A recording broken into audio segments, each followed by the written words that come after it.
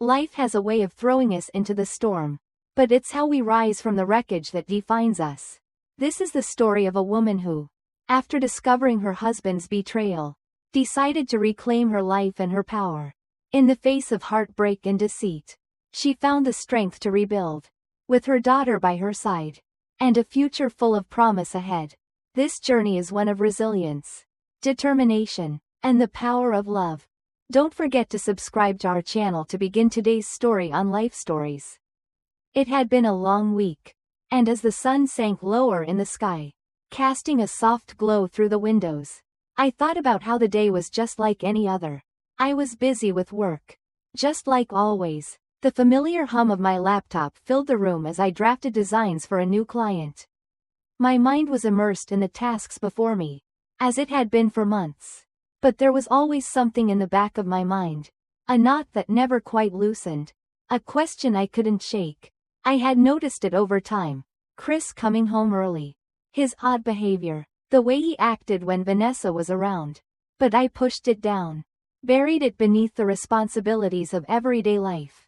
The duties of a mother, a wife, and a professional. Earlier that day, my daughter Olivia had called. As she always did when she had a quiet moment between her university work. We spoke briefly, as we always did. But this time, there was something different in my heart. The sense that something was off had grown stronger over the last few weeks. And it weighed on me. It wasn't just a gut feeling anymore, it was a knowing. When Chris arrived home earlier than usual that afternoon, I didn't immediately ask him why. I waited. I had learned over the years that pressing him for answers too soon often led to deflections and lies. I opened the fridge, pulling out vegetables to prepare dinner. But my thoughts wandered as I stirred the pot. I couldn't ignore it any longer, the way he avoided my eyes. The way he was so quick to dismiss any questions I asked. Finally, I couldn't hold it in anymore. I put the knife down, turned around, and confronted him. "What's going on, Chris?" I asked, my voice steady but firm. "Why are you coming home so early every day?" He seemed startled, perhaps not expecting me to ask. He paused, looking at me for a moment before turning his gaze away, as if gathering his thoughts. "Work's changed," he muttered, not meeting my eyes. "I'm taking on a new project with Vanessa. It's demanding." Vanessa. The name sent a chill through me. I had seen her around the office, Chris's ambitious colleague. Always a little too eager. Always a little too friendly. But I had never thought much of it. Until now. I pressed on. "You two seem to get along well."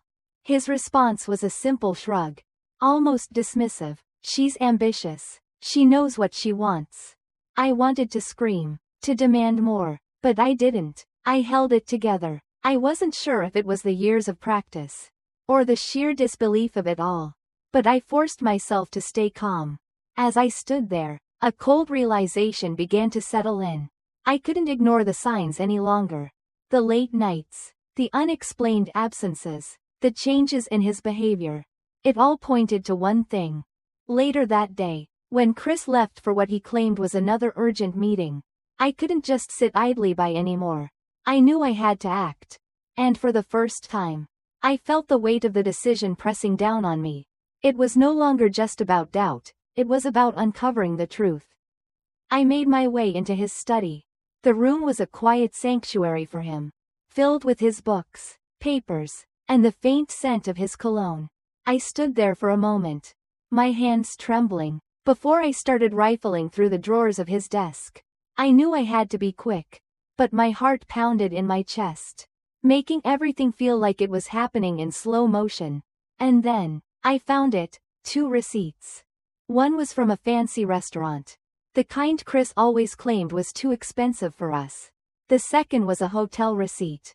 Room for 2, both in Vanessa's name. The blood rushed to my head as I stood frozen in place. The evidence lying in front of me like a betrayal I could barely comprehend.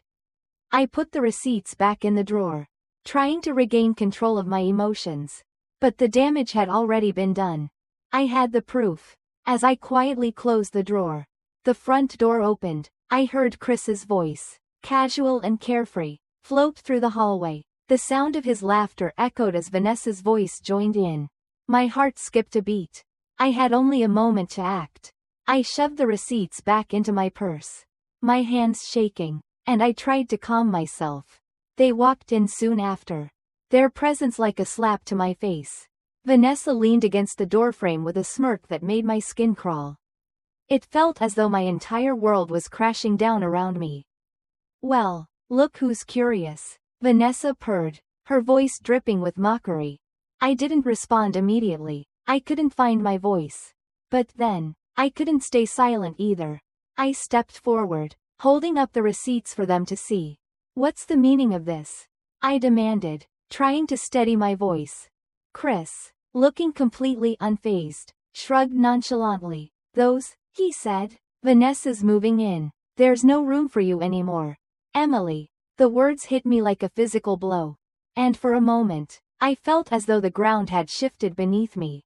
I wanted to scream, to lash out, to make him feel the hurt he had caused. But I didn't. Instead, I squared my shoulders, placing the receipts back down on the desk. You both can have your fun, I said evenly, but let me assure you, it's going to cost you. Vanessa laughed, linking arms with Chris. There's the door. And just like that, my world shifted from one of disbelief and confusion to one of cold determination. I walked out of that room without looking back. Every ounce of the betrayal I had felt tried to anchor me down. But I refused to give them the satisfaction. I walked away. The next few hours were a blur of emotions and actions. A whirlwind of thoughts that spun around my mind, threatening to consume me, but I couldn't afford to get lost in the storm of betrayal, anger, and heartbreak. I had to keep moving forward. I had to take control. I went upstairs to our bedroom, my heart heavy with a mix of sadness and fury. I could still smell Chris's cologne on the sheets. And for a brief moment, I wanted to curl up into the bed and forget about everything. But I couldn't. That wasn't the woman I was anymore. That wasn't who I had become after all these years. I opened my suitcase and began packing, methodically folding clothes and placing them inside. My hands moved quickly, but not with the haste of someone running away. No, I was packing to leave. But not out of fear. I was leaving to reclaim my dignity, to assert control over my life once again. The weight of my decision settled over me like a heavy mantle. I wasn't just walking out on a marriage, I was walking out on a lie. A lie that had been building for years. A lie that I had allowed myself to believe. My phone buzzed with a message from Olivia, my daughter. I stopped what I was doing and read it, her words bringing me a fleeting moment of comfort. Hey, Mom, how's everything going? Just checking in before my study session. The ache in my chest deepened as I thought of her, so far away at university. Unaware of the storm that had just torn through our home, I quickly typed back, trying to keep the tone light. Everything's fine, sweetie, I'll see you soon. I put the phone down and returned to packing. But a new plan began to form in my mind. It was no longer enough to just walk away. I needed more than that. I needed justice. I couldn't just allow Chris and Vanessa to get away with this. They had taken everything from me, my trust, my love, and my sense of security. But I would make sure they would pay for it. I needed legal help, so I reached out to a lawyer. I called Mr. Blake, a seasoned attorney I had once met at a fundraiser. His voice was calm and professional when he answered the phone. Hello, Mrs. Taylor. How can I help you today? I explained the situation, my voice steady, even though my heart was pounding in my chest. I didn't want to cry. Not yet, not while I still had work to do. He listened patiently, then advised me to gather all evidence I could find, financial records, communication logs, anything that could help strengthen my case. We'll start with a formal separation agreement, he said, and then we'll see where things go. After the call ended, I felt a strange sense of clarity. I wasn't alone in this anymore. I had someone on my side. Someone who knew how to fight back. It wasn't just about leaving anymore. It was about standing tall. About regaining my power. The next morning, I woke up early, the light streaming through the curtains reminding me that there was a world beyond the chaos I had just entered. I packed the rest of my things quietly, making sure to leave behind no trace of myself for Chris to find. I wasn't sure where I was going yet, but it didn't matter. I was starting over. I called Mr. Blake again to schedule an appointment, then reached out to a junk removal service to take the remaining furniture out of the house. It had to be done quickly, without raising suspicion. I couldn't afford to be caught off guard. Not when everything was in motion. As I made the call, I heard footsteps on the stairs. Chris. When he entered the room, he looked surprised to see me still there. "You're still here?" he asked. His voice laced with annoyance, as though I was the inconvenience. "Yes," I said coolly, but not for long. I could see the irritation flicker in his eyes. But it didn't faze me. He was the one who had betrayed me. He was the one who had chosen her over me. "The removal service will be here soon," I added, trying to keep my tone even. "I'm getting rid of everything." His face tightened, but he didn't say a word. He left without another glance. The silence that followed felt deafening. But I couldn't let it distract me. I had a mission now, and I wouldn't rest until I had accomplished it. Soon, the junk removal team arrived, moving swiftly through the house, taking everything I had packed and preparing to clear out the rest. I directed them to take the furniture, piece by piece, making sure everything that wasn't nailed down was gone. As I looked around at the empty rooms, I realized that I wasn't just removing physical things. I was removing the remnants of a life that had once felt real, but now seemed like a distant memory. But it wasn't just about what I was leaving behind, it was about what I was moving toward. I had a new plan now, and I would execute it with precision, no matter what it took. With Olivia's help and the guidance of Mr. Blake, I would make sure Chris and Vanessa faced the consequences of their actions. There would be no easy escape for them. Not this time. As I glanced at the framed family photo on the hallway table, memories of happier times swirled in my mind. But they were just that, memories. And now, I was ready to let them go. With one last look, I turned off the light and shut the door behind me, ready to take the next step. This wasn't just the end of a chapter, it was the beginning of something new. The days that followed felt surreal, as though everything had shifted into a new reality. I was no longer just a wife or a mother. I was a woman who had reclaimed control of her life. The pain of betrayal had not disappeared, but with each passing hour, I felt a little stronger, a little more empowered. I wasn't just moving on, I was rebuilding. I'd left the house that night, taking only what I could carry. I knew there was more to be done, more evidence to gather, and more steps to take. But I couldn't afford to waste any time. I couldn't afford to look back at the life I had once thought was secure. As I stepped into the hotel, a sense of liberation washed over me, but it was tempered by the weight of what had happened. The emotions I had fought so hard to suppress came rushing in. But I pushed them aside. I needed to focus on the bigger picture now.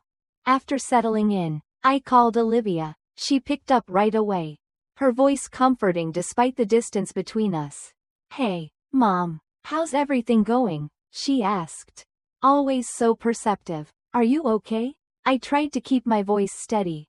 "I'm fine, sweetie," I said, though I knew she could probably hear the strain. Just needed a change of scenery for a bit. I didn't want to worry her with the details. She had enough on her plate with exams. But the reality of it all was starting to hit me. My life as I knew it had been turned upside down. But I couldn't stay in the past. I had to plan for the future. For my future. And I had the tools now, the lawyer, the evidence, and my own determination. The following morning, I met with Mr. Blake. His office was sleek and professional, a sharp contrast to the emotional whirlwind I had just endured. He listened as I explained everything in greater detail. All the receipts, the hotel stays, the financial records. His eyes never wavered, and I could feel the shift in his demeanor as I laid out the evidence. "This is good," he said, leaning forward. "We can make this work. We'll start with a formal separation agreement and go from there. We have the leverage we need." I nodded, feeling a surge of gratitude for Mr. Blake's calm professionalism. This wasn't just about getting a divorce, it was about holding Chris and Vanessa accountable. It was about ensuring they would face the consequences of their actions. Not just to me but to the life they had betrayed. The next few days felt like a blur. Olivia and I worked together to gather more evidence, combing through old documents, bank statements, and anything that could strengthen my case. She was determined, focused, and so much stronger than I had ever given her credit for. Every time she sent me an update or uncovered something new, I felt my resolve grow firmer. We were doing this together. And that made all the difference. I found myself waking up each morning with a clearer sense of purpose. I wasn't just surviving, I was thriving. One evening, after a long day of paperwork, Olivia and I took a moment to sit together in the hotel's small dining area. I looked at her, her face bright and full of ambition, and I couldn't help but feel a sense of pride. She had always been my anchor, but now, she was also my strength. "Mom," she said, her voice soft yet confident. "We've got this. We've been through hell, but we're coming out of it stronger. We'll make sure they pay for what they did." Her words hit me like a wave of emotion. She was right. We weren't just getting through this, we were rising from it. And when the time came for us to face Chris and Vanessa in court, I would be ready. As the days passed, I made my way through the motions of starting a new life. The legal battles were still ongoing, but I wasn't going to let that consume me. I had to remember who I was before all of this. And I began to focus on my work again. I threw myself into my graphic design projects, letting the creativity flow as a way of releasing the tension and anger that still lurked beneath the surface. And then, one day, as I sat at my desk, an idea hit me like a bolt of lightning. Olivia had been talking about starting something of our own for months. And in that moment, I realized it was the perfect time. We could create something new. Something that represented who we had become in the aftermath of all the pain. We began discussing it over coffee, brainstorming ideas late into the night.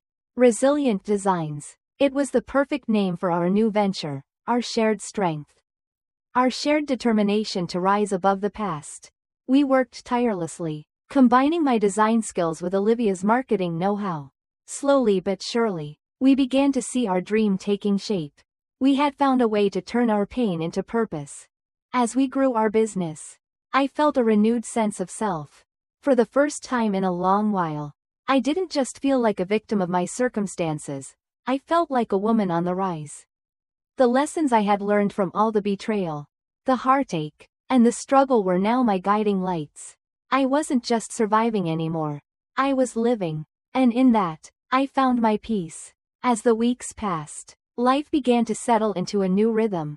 Mark and Vanessa were facing the consequences of their actions, and it felt like a victory for me. But it wasn't about revenge, it was about reclaiming my power.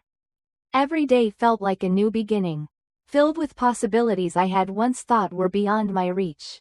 I was no longer defined by the betrayal, but by my strength to rise above it. With Olivia by my side, we continued to grow Resilient Designs. The business was thriving, and more importantly, it was a reflection of the journey we had both been through. It wasn't just a company, it was a symbol of our perseverance. Our ability to rebuild and create something beautiful from the rubble of our past. We were no longer just surviving. We were living, thriving, and forging our own path. One evening, as I sat at the kitchen table with Olivia, I looked at her with a sense of pride and fulfillment. The pain of the past had faded, replaced by the light of a new life. We had weathered the storm, and now, we were standing taller than ever before. And as I thought about the road ahead, I realized the greatest lesson I had learned was this: no matter how deep the betrayal, or how dark the days may seem, there is always the possibility of a brighter future. I had found my strength, and I knew I would never let go of it again. For more stories of resilience and strength, don't forget to subscribe to our channel to stay updated on all new videos. Your journey is just beginning, and together, we'll continue to find the light in the darkest of times.